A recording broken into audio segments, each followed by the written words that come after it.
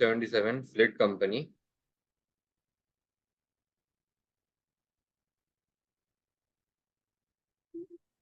Calculate the cash balance at the end of each month in the third month period.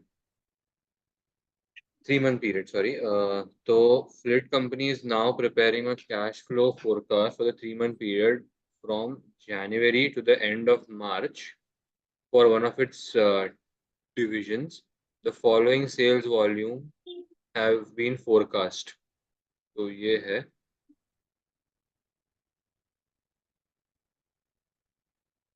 ठीक है. The selling price per unit is 800 and the selling price increases 5% will incur in February. Sales around 1 month's credit.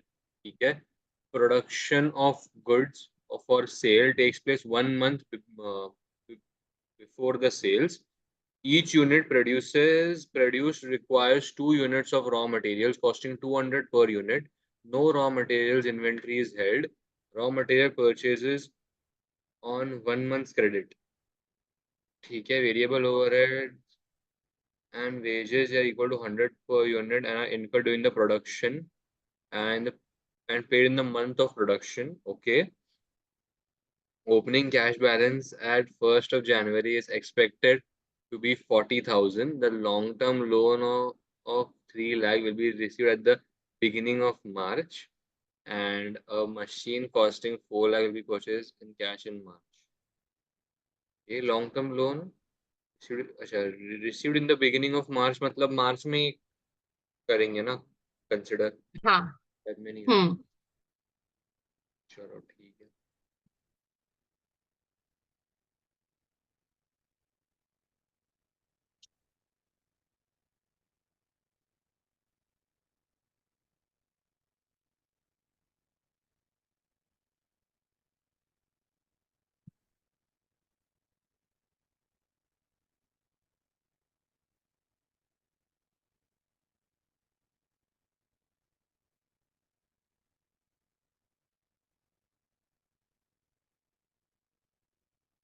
February UARY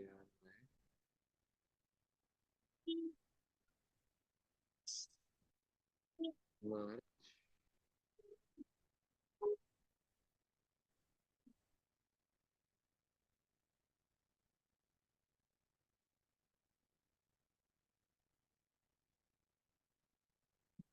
तो ये हमारे units है हमारे selling price. ठीक है. तो वर्किंग नोट्स में सबसे पहले आता है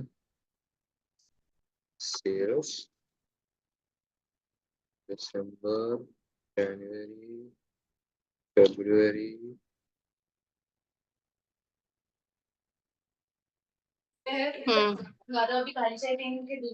दूध वाली April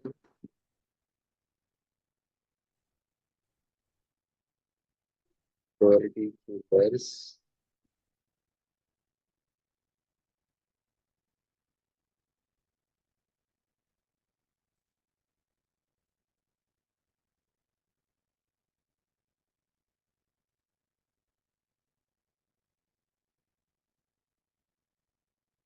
one 300 1400 1500.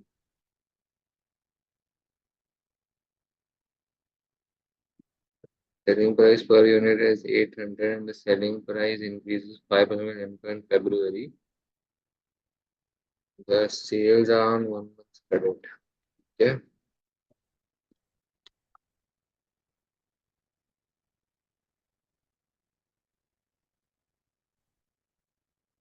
Will take place for February. So आता है 100, 800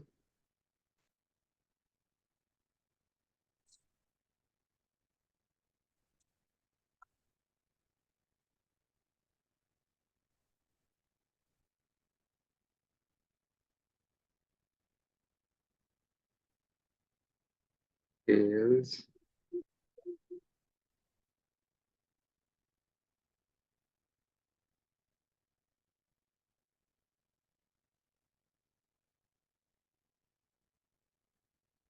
1 month credit.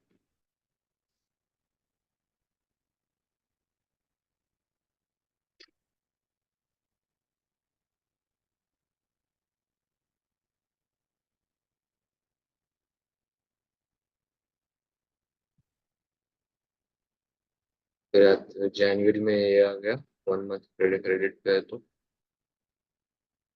1 मंथ लेट मिलेगा, तो यहाँ पे sales is equal to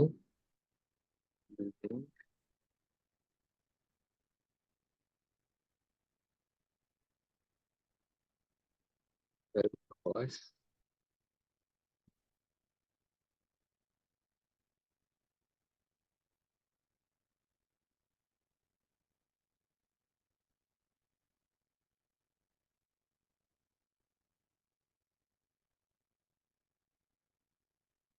production of goods take place 1 month before sales, तो यहाँ पे अगर आता है production,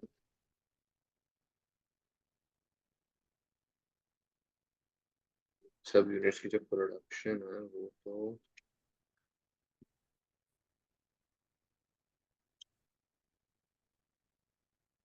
each unit requires 2 units of raw materials costing 200. Okay.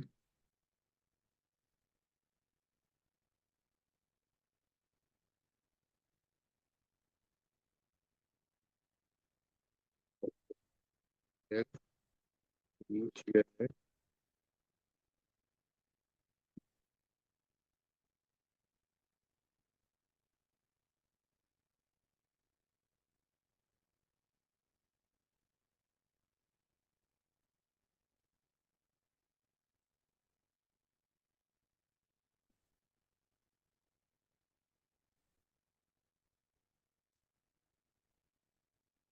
no raw material inventory is held. Raw material purchases are on 1 month credit.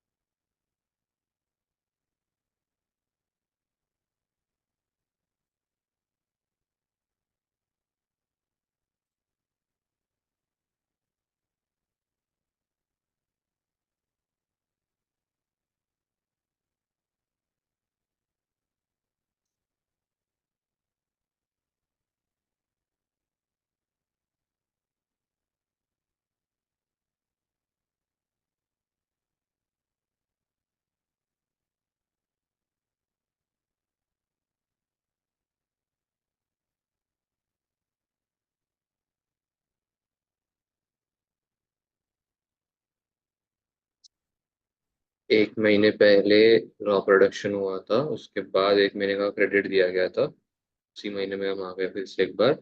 So next आता है variable overheads and wages equal to 100 are incurred in the production are paid in one and are paid in the month of production itself. तो ये जो हुआ था,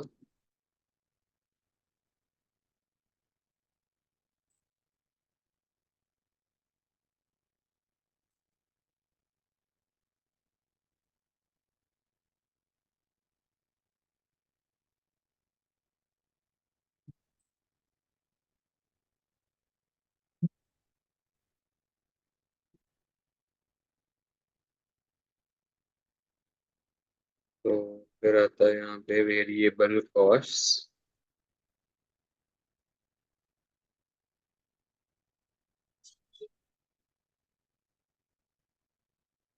paid in the month of production itself. तो ये सब तो production के मंथ में पे किए गए थे। सो ये मैंने दिसंबर में और मैं जनवरी फेब मार्च का माना, तो मैं जनवरी से डालूंगा। देन यहाँ पे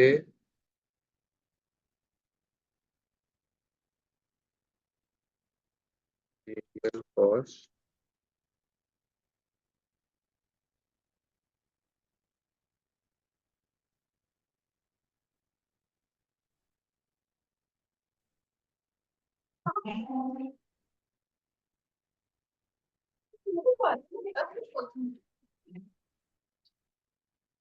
ओपनिंग कैश बैलेंस है जनवरी, तो opening cash balance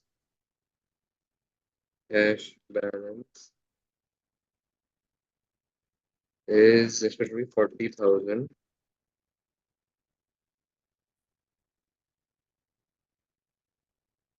Long-term loan received and machine costing was paid. So term loan received, machine purchased,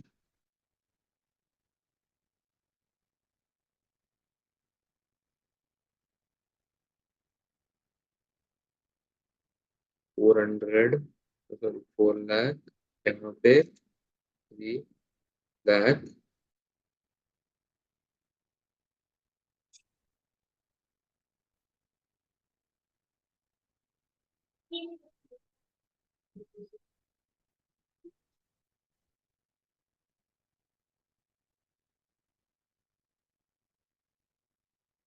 Cash flows,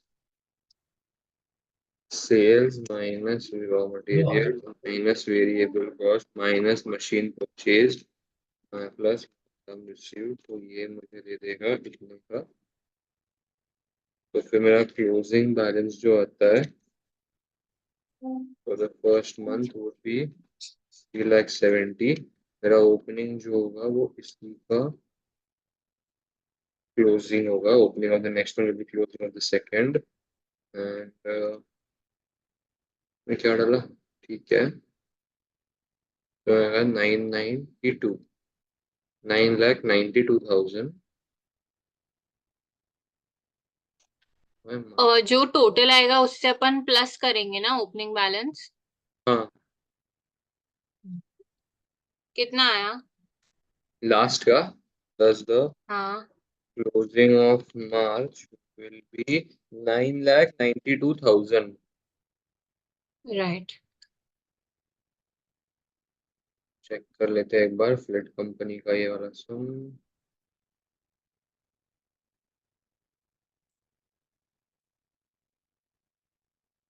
9,92,000 मैंने पेजेस थाउजेंड्स में की हुई है, 9,92,000 आ गया। Calculate the forecast current ratio at the end of the 3 month period.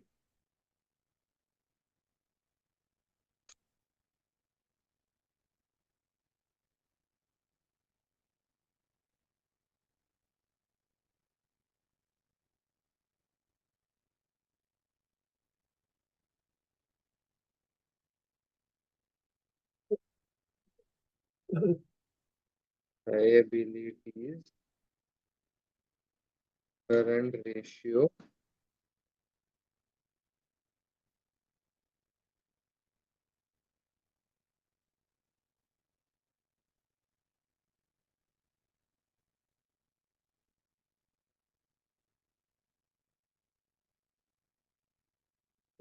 ये सम।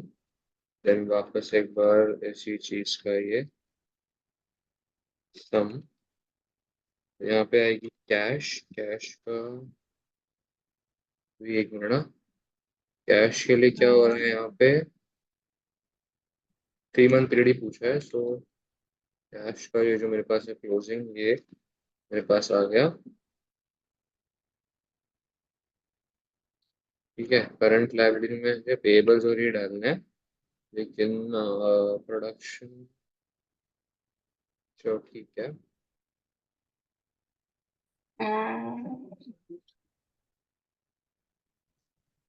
तो अब मुझे यहाँ पे डालने हैं रिसीवेबल्स, यहाँ पे आएंगे पेबल्स। पेबल्स थोड़ा सा कॉम्प्लिकेटेड है। रिसीवेबल्स में मेरे को 1 month का क्रेडिट दिया गया है मार्च में, तो मेरे मार्च के हो जाएंगे अप्रैल में। तो अप्रैल में फिर मेरे इतने के सेल्स। अब पेबल्स में मेरा सेल्स है 1 मंथ क्रेडिट पे, तो दैट मीन्स कि मुझे मार्च का पैसा अप्रैल में मिलने वाला है।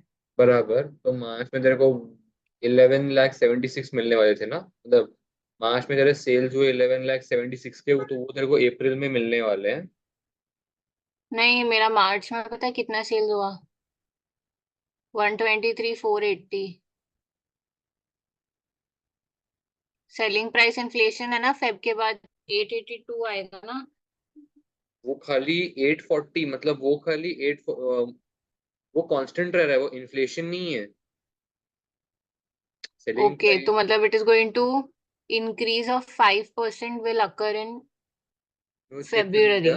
हाँ ये देख, 840 840। इन्फ्लेशन ईयरली आता है ना, मंथली नहीं आता। अच्छा, ओके। पेबल्स में नहीं, मेरे को 1 मंथ का क्रेडिट है। तो मतलब मेरे को अभी मेरा trade payables will be 1176 only. हाँ रिसीवेबल्स मेरा 1176 ही होगा। हाँ बराबर। हम्म। मेरे को लग रहा है यहाँ पे 6 लाख आएगा भाई सर, यहाँ पे।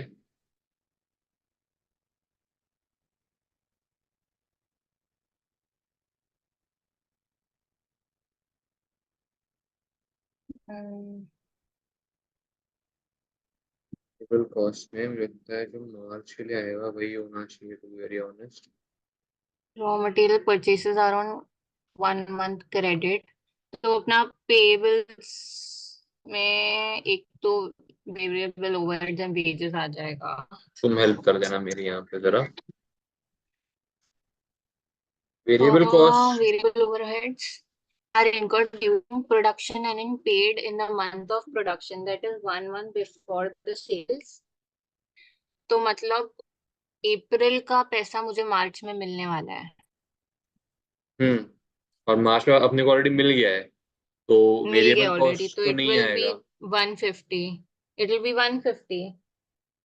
आएगा ही नहीं ना, अपन ने ऊपर डाला हुआ है ना, लेकिन वो कैश फ्लो फोरकास्ट में मार्च में 1,50,000। वो तो डाला है। मुझे नहीं लगता कि वेरिएबल कॉस्ट आएगा। अपना खाली प्रोडक्शन का जो है ना, रॉ मटेरियल में होता है, वो आएगा खाली, जो अप्रैल में जा रहा है 6 लाख का। मैं सिर्फ वो डाला है, और कुछ नहीं डाला मैंने। मैं तुम्हारे लिए रुका था। क्या?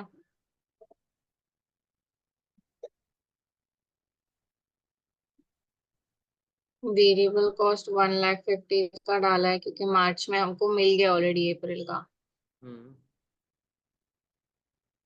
हाँ, तो ये नहीं आना चाहिए फिर, बिकॉज ये ऑलरेडी मिल गया है ना हमको। तो दिस इज नॉट आउटस्टैंडिंग। बराबर, तो फिर अप्रैल का 6 लाख रुपए आएगा पेबल्स में। करेक्ट। 3.61। एक मिनट, हाँ। अभी मेरा एक एक चीज बाकी है। Production of goods of sales takes place 1 month before the sales. तो मतलब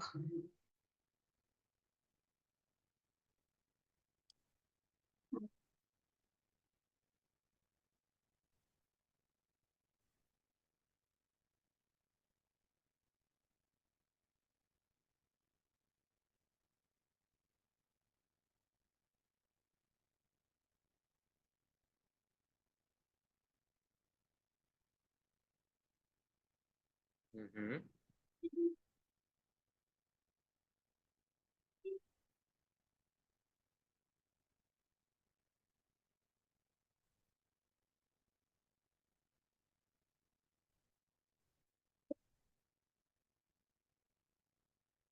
इन्वेंट सिर्फ रिसीवेबल आएगा, कैश आएगा और रॉ मटेरियल्स आएगा क्या? मुझे तो वही लग रहा है, टू वेरी ऑनेस्ट, कि मेरे को और कुछ समझ में नहीं आ रहा, इसमें और कुछ आना क्योंकि चाहिए देख, कि नहीं। एक चीज आ रहा है कि production takes place 1 month before the sales. Hmm. तो मेरा प्रोडक्ट सेल के 1 महीने पहले रेडी हो जा रहा है। तो मार्च में जो मैं सेल करने वाली हूँ वो मेरे पास फेब्रुअरी में रेडी है। तो इन्वेंट्री नहीं आना चाहिए।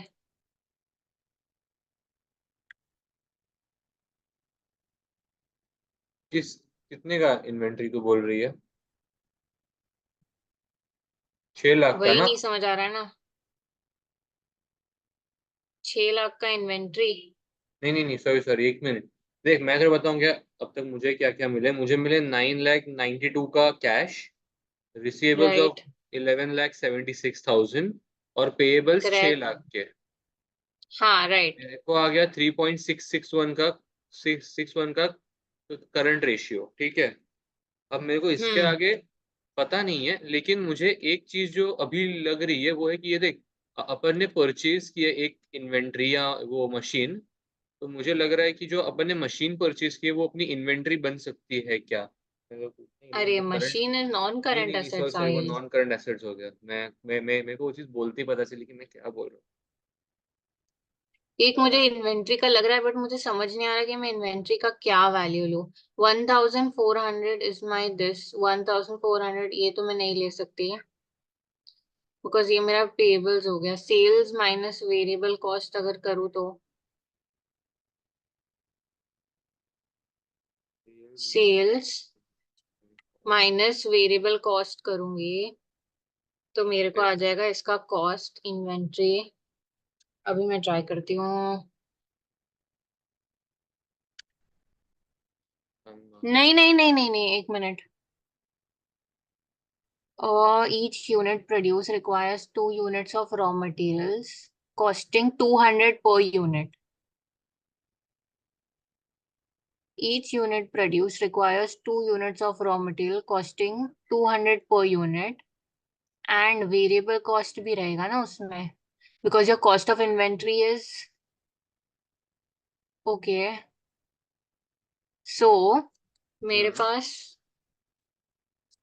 रॉ मटेरियल के फिर मेरा यूनिट्स कितना हो जाएगा। रॉ मटेरियल यूनिट्स मुझे लगेंगे मार्च में 1400, करेक्ट। यूनिट्स तेरे को मार्च में लगेंगे 1400। ओके। नहीं, मार्च में फोर मुझे लगेंगे 2800 यूनिट्स, बिकॉज एक मेरे को प्रोडक्ट फाइनल गुड्स पे आने के लिए मेरे को रॉ मटेरियल का 2 यूनिट लगता है, तो एक मेरा मिनट रुक जा, फाइनल प्रोडक्ट इज। 1 मिनट रुक जा, ये ले शेयर स्क्रीन ले ले, मेरे को एक्सप्लेन कर रहा तू क्या कर रही है, सॉरी। देख, गलत हो सकती हूँ मैं बहुत हाँ ठीक ज्यादा। है, कोई बात नहीं। देख, अभी अपने पास रॉ मटेरियल हम्म। बनाने के लिए अपने को मार्च में 2800 यूनिट्स लगेगा, वो राइट। तूने ढूंढा कैसे? उन्होंने बोला है ना यहाँ पे, they've told us कि each unit produced requires 2 units of raw materials ठीक है। costing 200 per unit। ठीक है। 200 per unit, तो रॉ मटेरियल पर यूनिट हो गया अपना 200 रुपीज। फिर इन लोगों ने वेरिएबल कॉस्ट एंड लेबर भी लगता है। Variable hmm. कॉस्ट एंड उसका इज 100 हम्म। For March. तो मेरा टोटल कॉस्ट हो गया 300।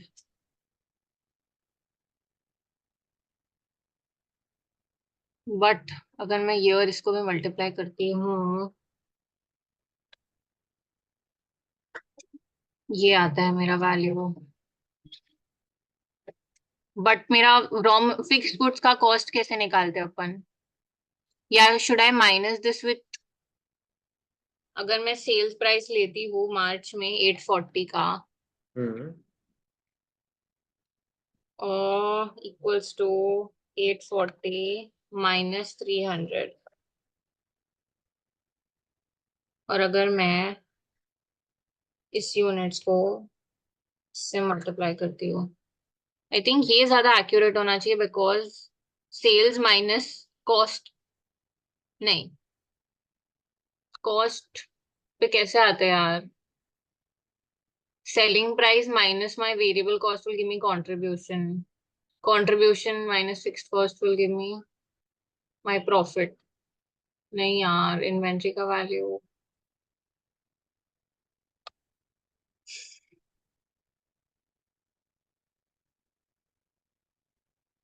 ये मुझे सही लग रहा है। सेलिंग प्राइस माइनस दिस, एक बार चेक अपन कर जरा लेते हैं। आंसर चेक करें। Hmm. Might be close also, share screen जरा खाली स्टॉप कर दे। हम्म। उन्होंने एक्चुअली इन्वेंट्री कैलकुलेट किया है, सो तेरा वो वाला गेस तो बिल्कुल सही था। ओ दे हैव सेड कि हम लोग अप्रैल में 1500 करने वाले हैं यूनिट्स। तो 800 minus 300 which is 500 of the contribution जो तू बोल रही थी, मैंने डायरेक्टली मल्टीप्लाई किया है sir, that's it. So they have not considered variable. They've not considered consider किया है ना cost को तो only wrong thing I did was I took raw material units. मुझे अप्रैल का लेना चाहिए था. Okay, so if you taken right, so 1500 units, और अगर 800 की सेलिंग प्राइस है, 800 की सेलिंग प्राइस अप्रैल में, लेकिन अपना सेलिंग प्राइस तो 840 हो गया था ना. 5% फेब में इंक्रीज हुआ. ओ या यू आर वेरी राइट। सुन ना, मुझे इसका आंसर का पेज नंबर बताना. 356। Oh, no, no, no. See, it is like this, which can be assumed to be valued at a cost of production of 400 per unit and 100 of and 100 of variable cost. तो तेरा guess सही था, वो दो मैंने सही किया यार, देख. सही आई किया। Only thing wrong I did was कि मैंने ना अप्रैल का नहीं लिया, मैंने मार्च का. मैं 3000 अगर लेती हूँ तो मुझे ₹200 मेरा इसका कॉस्ट आ गया. ये हो गया, ये 300 हो गया. तो कितना इन लोगों का कॉस्ट आ रहा है? so good. और 400 पर यूनिट, ठीक है. 100 per unit for variable order value of inventory is 1500 into 500. 7,15,000 यार अब इस मुझे. तो what date it is? 1500 into 400 कर लिया इन लोग ने, बिकॉज 200 वो दो बार ले लिया मैंने. उसकी जगह यही किया ना.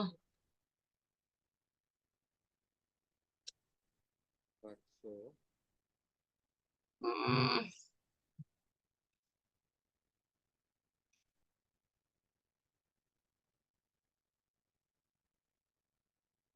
ये तो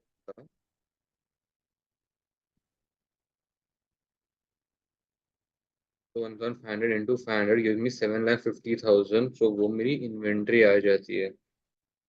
अच्छा यार सर, कम से कम मेरे को पता तो चला कि हाँ इन्वेंट्री ऐसे फाइंड आउट करनी है, मेरे को वो चीज़ मतलब पता भी नहीं थी। तो करंट रेशियो इज 4.86 आती है सर, 4.9 दिया है इन्होंने, राइट।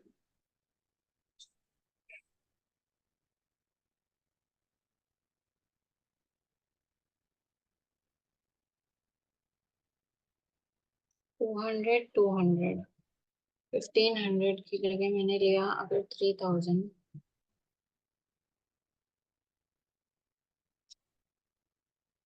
मैंने उसको मल्टीप्लाई किया 200. अगर मैं 1500 इंटू 400 करती हूँ तो मुझे सेम वैल्यू आता है, तो गलत कैसे हो रहा है आंसर?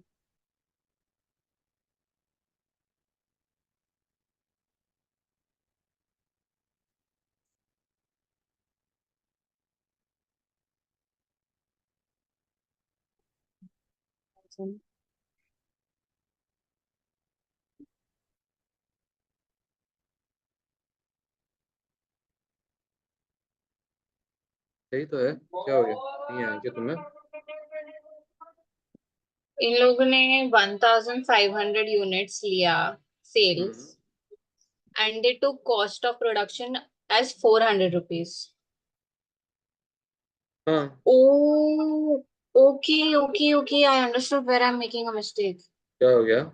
अब अब समझा. इन लोग ने क्या किया है ना, मेरा रॉ मटेरियल के लिए हम्म।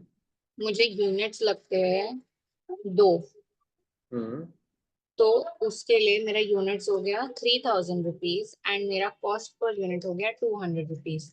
जब मैं वेरिएबल ओके, कॉस्ट पे आती हूँ, सो माय वेरिएबल कॉस्ट में तो मुझे वही नंबर ऑफ यूनिट्स लग रहे हैं, मुझे उसके लिए 2 यूनिट्स थोड़ी लग रहे हैं. अब आएगा ना perfect answer. Four point eight सोचते हैं. सिक्स मिला। एक second.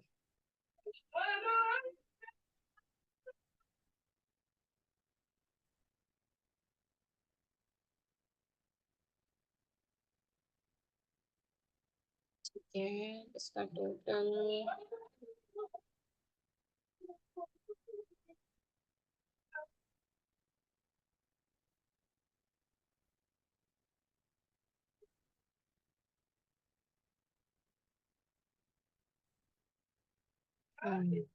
So current ratio equals to current assets upon current liabilities.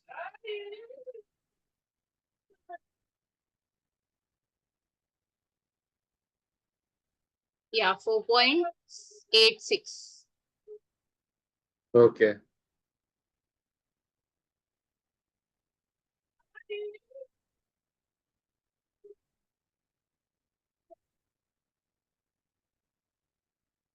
Perfect है.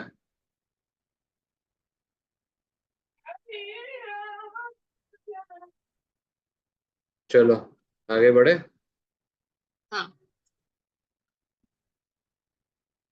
Abhi, assuming that FLIT company expects to have a short-term cash surplus during the 3-month period, discuss whether this should be invested in shares listed on the last stock market. No.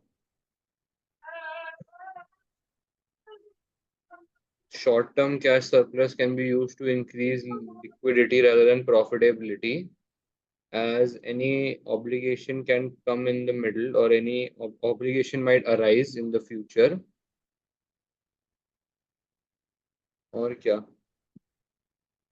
कुछ points है. Short-term cash surplus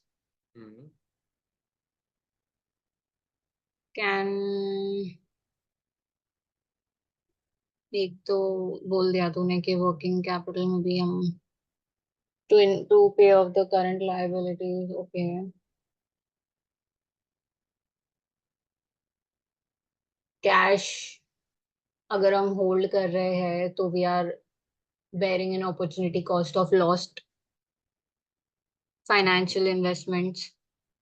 okay. तो तू कहना चाहती है कि करना चाहिए invest. Shares listed on large stock market की जगह पे it can also invest into short term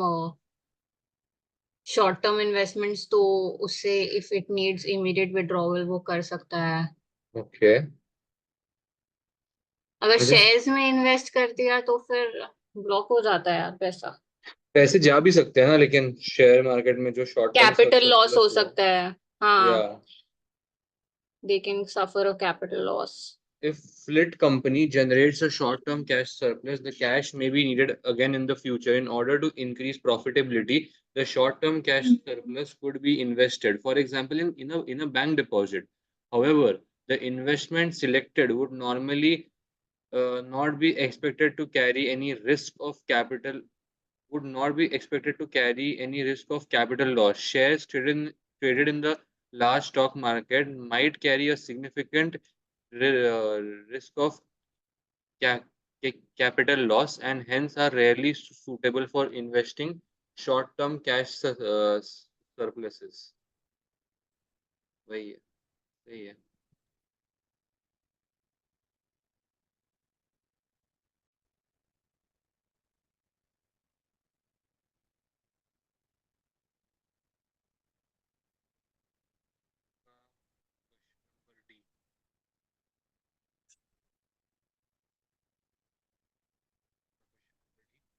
Evaluate whether FLIT company should offer the early settlement discount. ठीक है. FLIT company currently has total income of 30 million per year, of which 80% is from credit sales and the net profit margin is 10%. Due to fierce competition, FLIT company has lost market share and is looking for ways to win back former customers and to keep the loyalty of existing customers. The sales director has pointed out that a majority competitor of FLIT company currently offers an early settlement uh, discount of 0.5% for settlement within 30 days. While FLIT company itself does not offer any early settlement discount, he or she suggests that if FLIT company could match this early settlement discount, the annual income from credit sales would increase by 20%.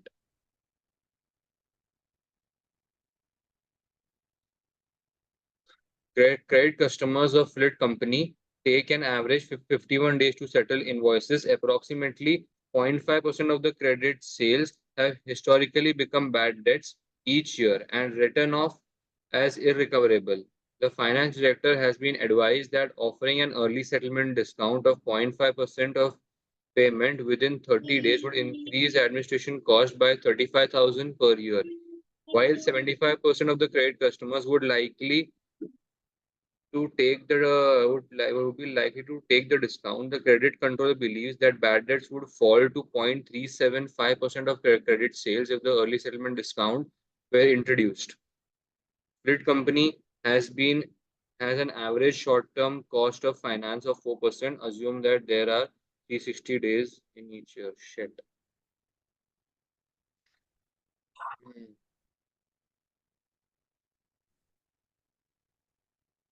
Okay. Question number B.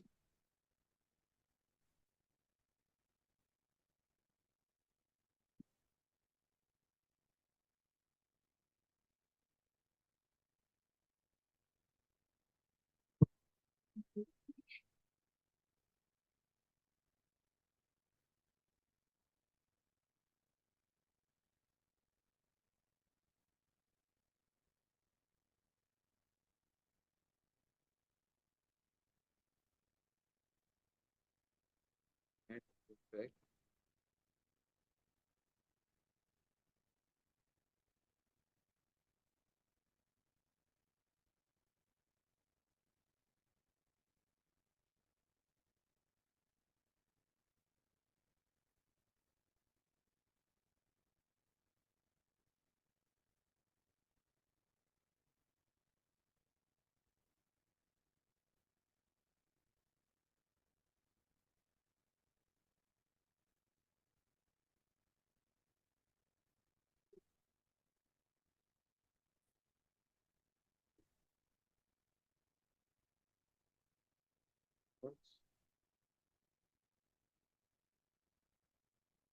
Okay. 80% credit sales. तो सबसे पहले तो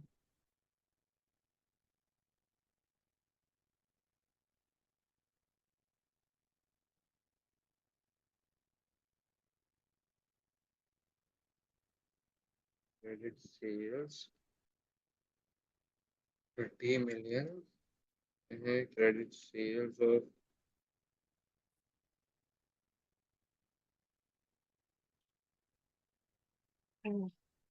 sales भी इतने आ गए फिर net profit margin 10% है fierce competition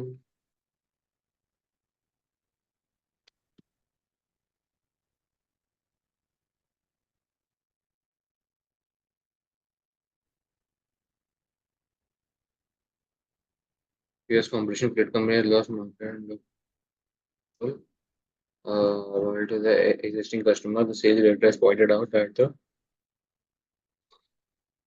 major competitor has offered a similar discount. We get within 30 days. Who does not have an offer. ठीक है तो सबसे पहले तो अपने को ordinary customers get company 51 days to settle the discount. So days is equal to 51. So receivables would be given into credit sales upon 60.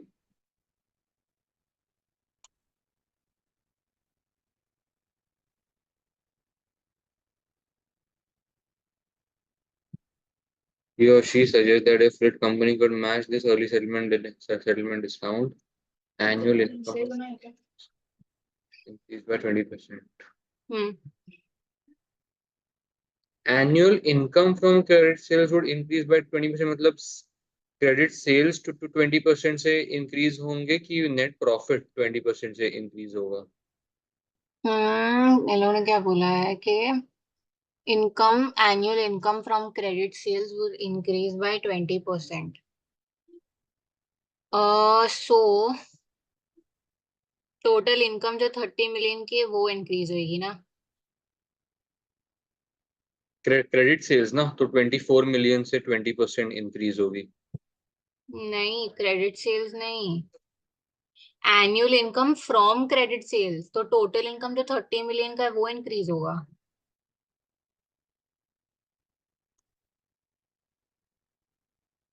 हमारे credit sales है 80%. बोल रही है एनुअल इनकम ऑन क्रेडिट से इंक्रीज।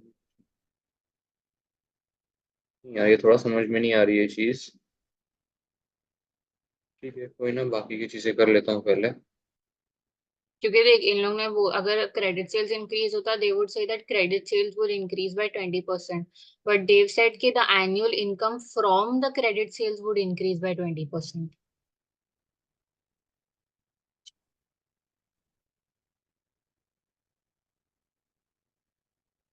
ठीक है, इस चीज का इफेक्ट मैं एंड में करता हूँ, पहले बाकी सारी चीजें कर लेता हूँ। Approximately 0.5% of the company's credit sales have historically become bad debt and return off as irrecoverable. Bad debts would be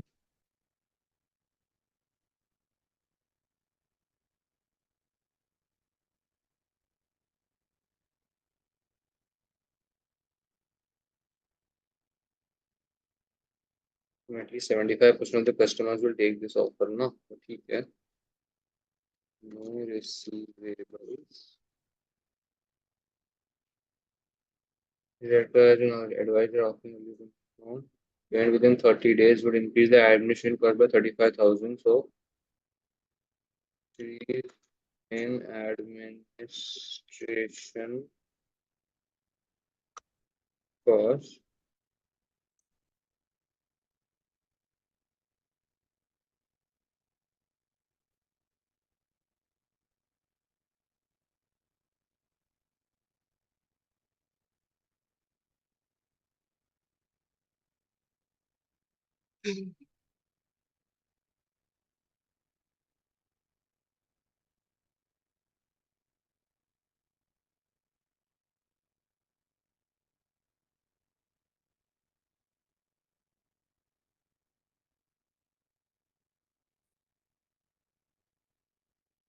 Approximately 75% of the customers will take this discount.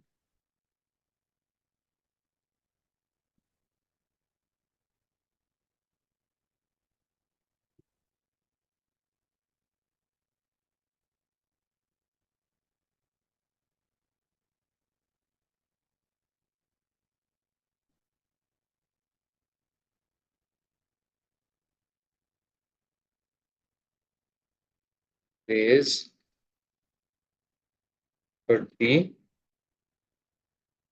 बाकी के तो नॉर्मल अपने 51 डेज में ही सेटल करेंगे mostly.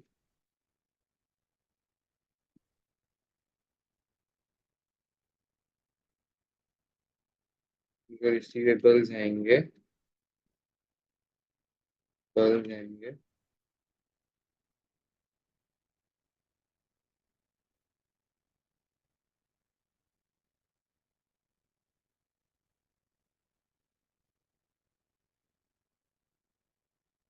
Receivables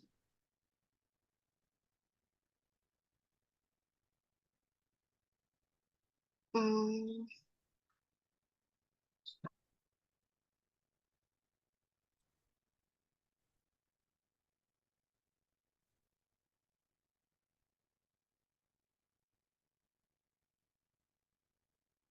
कैसे ये अपने को आ गया।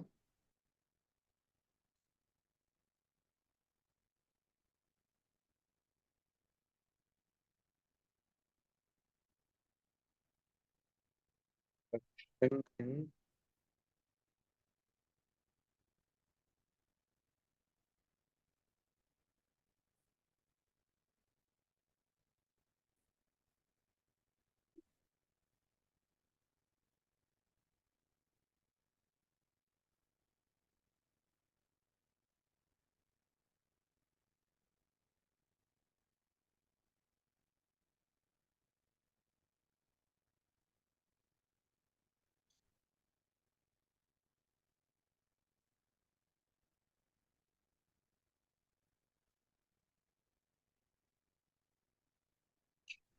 ठीक है, तो ये अपने नॉर्मल बेनिफिट्स आ गए। रिडक्शन इन बैड डेट्स, क्योंकि अब ये वुड फॉल टू 0.375, इसका पहले 0.5% था। डिस्काउंट का कॉस्ट यहाँ पे आएगा, cost of discount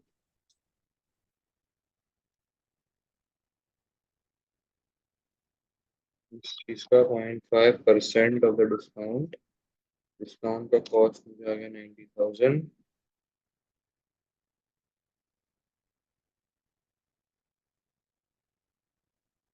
cost of discount 90,000 increased by 35,000, it increased by this, rate control release as a result is reduced, ठीक है।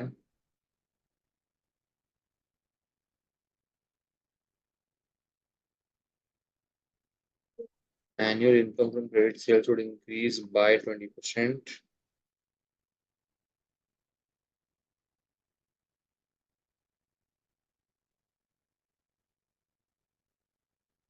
इससे पहले फाइनेंस कॉस्ट आएगा ना, finance cost, reduction in finance cost,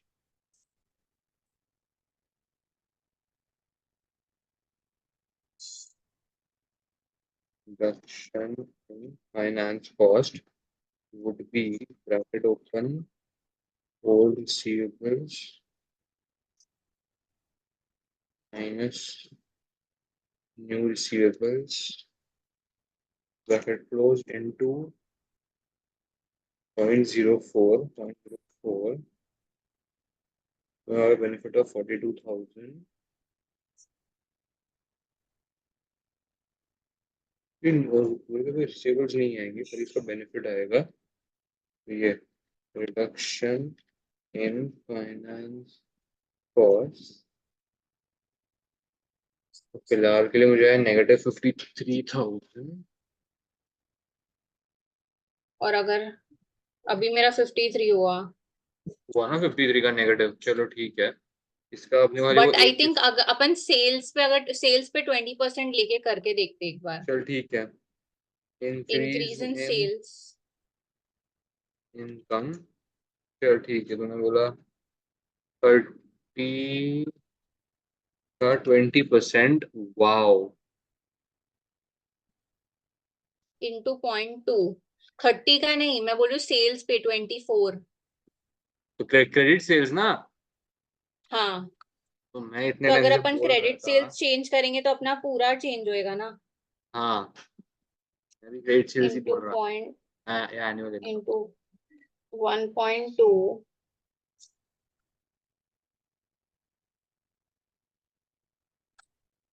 अभी पॉजिटिव में आ रहा है। 4747,000 चेक करें। एक सेकेंड ना, क्या दिस एक इज सेकंड लेते नाउ, हैं।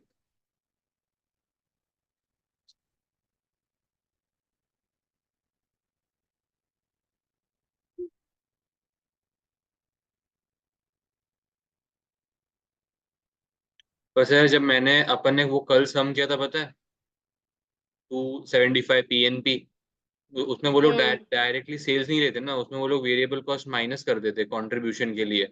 और अपने को अगर यहाँ पे हम्म नेट प्रॉफिट दिया हुआ है तो मुझे लगता है कि अपने को नेट प्रॉफिट पे निकालना है 20%।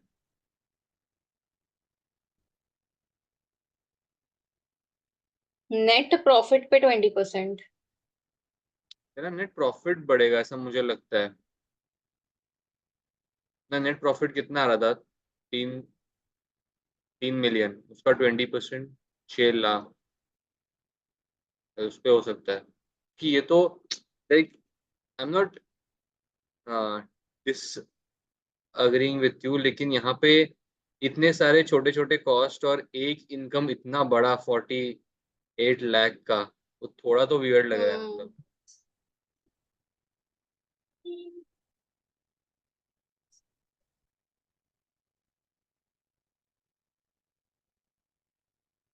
अगर हमारा सेल्स बढ़ा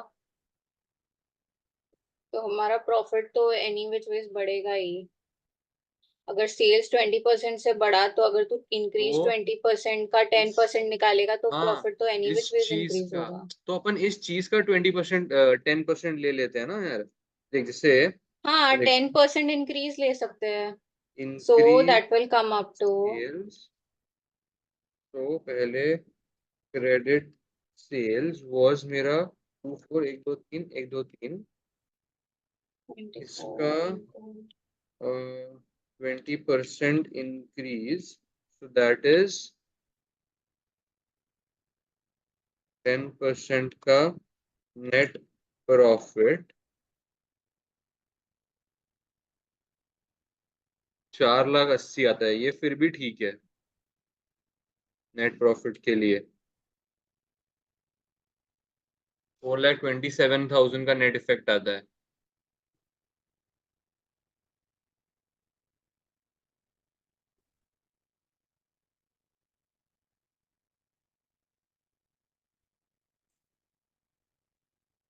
चेक करें। कर ले चेक, मेरा आया नहीं है।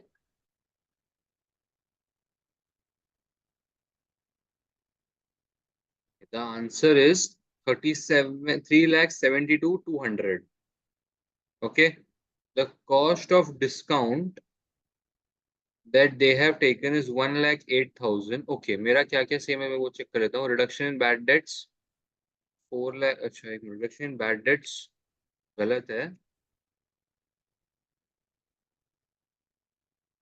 इंक्रीज इन फाइनेंस कॉस्ट 430,000, नहीं 4,42,000 था, वो भी गलत है। मेरा उल्टा 4,80,000 बराबर आया है। इंक्रीज इन एडमिनिस्ट्रेशन तो ऑब्वियसली बराबर ही है यार।